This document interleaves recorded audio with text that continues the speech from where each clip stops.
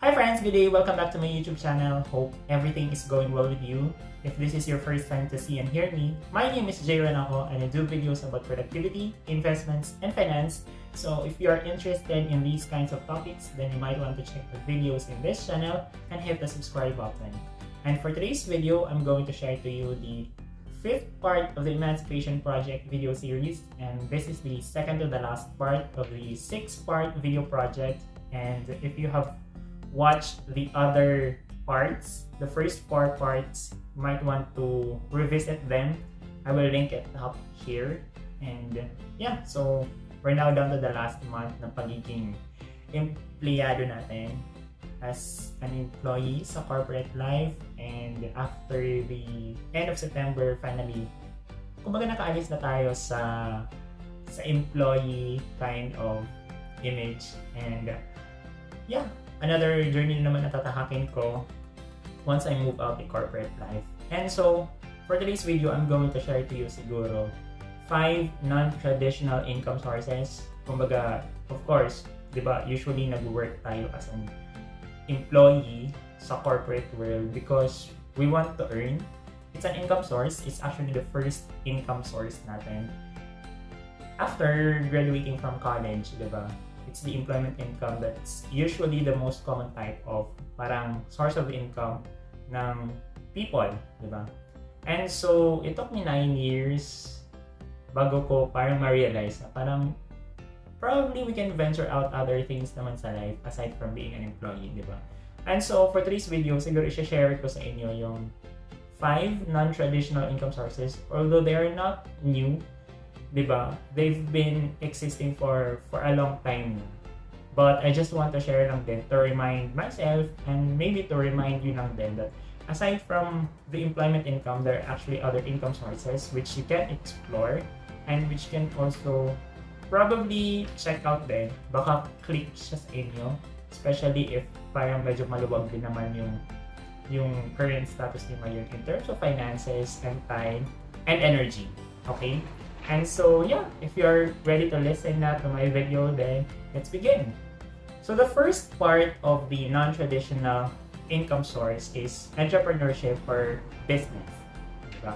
So entrepreneurship or business is the second stream of income natin sa 7 streams of income, which I will link up here.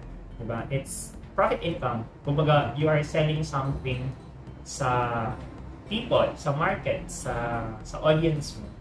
And you gain from that selling, and that gain or profit, usually, kumbaga, yun na yung replacement income mo from your employment income. And so some of the examples of business or entrepreneurship kind of ventures, one is through retailing, product retailing. So you can open a sari-sari store, a pharmacy, or a small grocery, which you sell a product and you put premium to that product para magkaroon ka ng profit margin. And yeah, over accumulation of the profits, diba, from volume, kung marami ka nabenta, sabihin na laki din yung income mo from it. And that could be one way for you to earn an income aside from the employment income or actually a replacement income dun sa naging sahod mo from the employment. And the other type of parang typical entrepreneurship or business na ginagawa ng mga tao is food or coffee, restaurants, something like that. It's very common, but I guess medyo mahirap siya. It's because you need capital. I think this is very common din sa entrepreneurship or business kind of or income stream kasi nga you need capital to start. So you need to have parang to shell out initially, and then over time, babalik din sa iyo yung capital na dideploy mo as long as the business is profitable. If you have excess earnings, then you can pay out kung tinake out mo siya as liability, di ba? Or kung internally generated siya from your savings, then somehow, ma-replenish mo yung savings na tinake out mo from having that capital. And other entrepreneurship or business kind of models would be through affiliate marketing or network marketing. These are cheaper in terms of capital as compared to owning a retail kind of business or a food business, diba? Affiliate and network marketing lets you start with small amount of capital. In those kinds of marketing models, no, network marketing and affiliate marketing, you just have to look for potential clients or customers who would join your business and would do the selling as well of the products you are offering. Another type of business or entrepreneurship model would be franchising. So ito naman, medyo I think capital intensive din siya because you need more money in order to franchise a particular business, diba? But the advantage of franchising is that you don't have to recreate or to start from scratch the business model, the systems, and so kumbaga mas madali yung aspect na yun as compared to starting your own retail business or your own food or coffee restaurant. So those are some of, I think that was four types of business that you can consider if you want to have that kind of income stream. The second non-traditional income source would be content or course creation. Content and or course creation has been quite medyo popular na siya nowadays, no? There are a lot of people that is venturing into content creation and eventually they offer courses to their audience. And so you get to earn from that, especially if you have a skill that you are going to offer to your audience, no? I know there are a lot of content creators out there, just like this one, diba? Para nag-share ka ng ideas, ng concepts to your audience and hopefully they would watch your videos and see kung anong pwede mong ma-offer sa kanila. And eventually, diba, those content creators would either get sponsors from other companies or from other corporations that they would like to pour in money lang din dun sa content creator na yun and create videos about na parang mag-endorse ng products nila or ng services nila. And that's one way, through sponsorship. The other one is through offering courses na.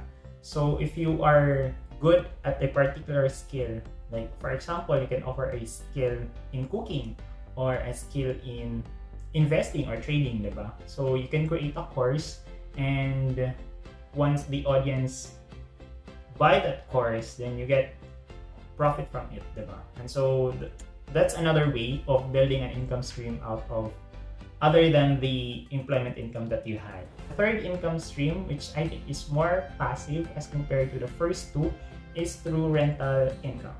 Rental income is, I think, one good passive form of income. So you can have industrial, commercial, or even leisure kind of rentals. So commercial, you can build a commercial space, rent it out dun sa mga stores na pwedeng mag-pay sa'yo ng monthly rental fees, diba? And medyo passive na siya kasi parang pinaupahan mo lang and eventually yung rental income mo papasok naman siya every month.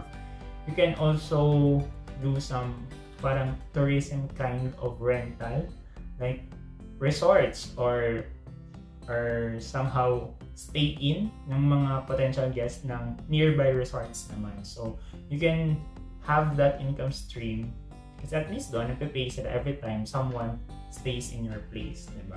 And that's, I think, a good way, especially if location-wise there are good spots then for people to go to that place talaga. Industrial, you can, kung meron kang mga pag-aari ng lupa, diba? You can actually lease it out to other businesses naman and they can pay you then monthly source of parang payments para dun sa pagre-renta nila dun sa lupa na meron ka.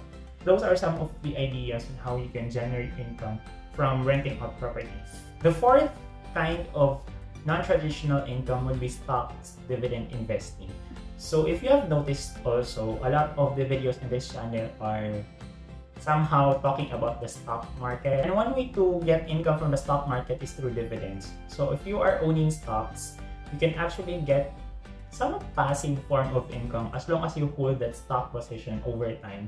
You get dividends annually. So you get to earn dividends as long as the company is earning. So if you have portfolio of stocks that pay out high amounts of dividends, then it could potentially replace the income that you got from your employment.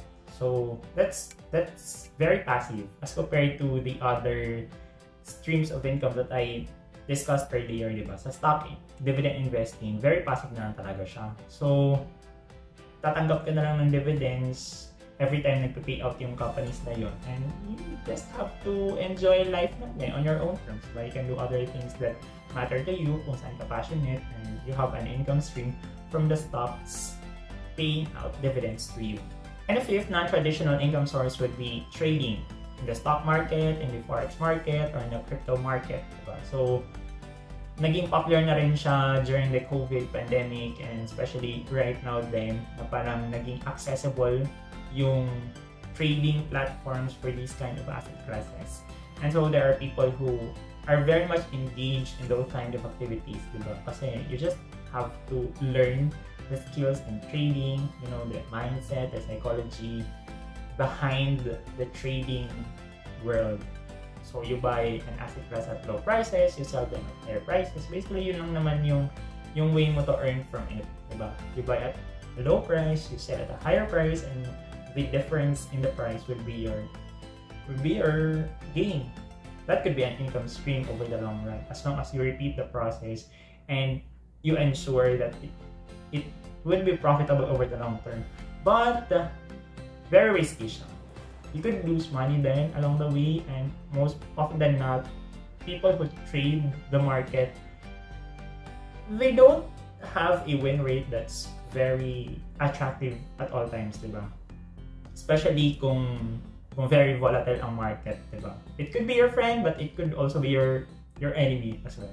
So parang before you get into the trading side of income, diba?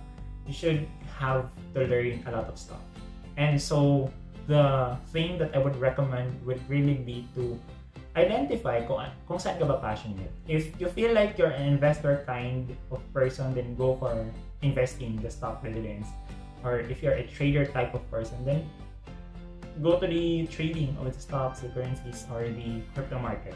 If you're a business person, then I would suggest go into the first one. If you have the capital din naman, then go for it.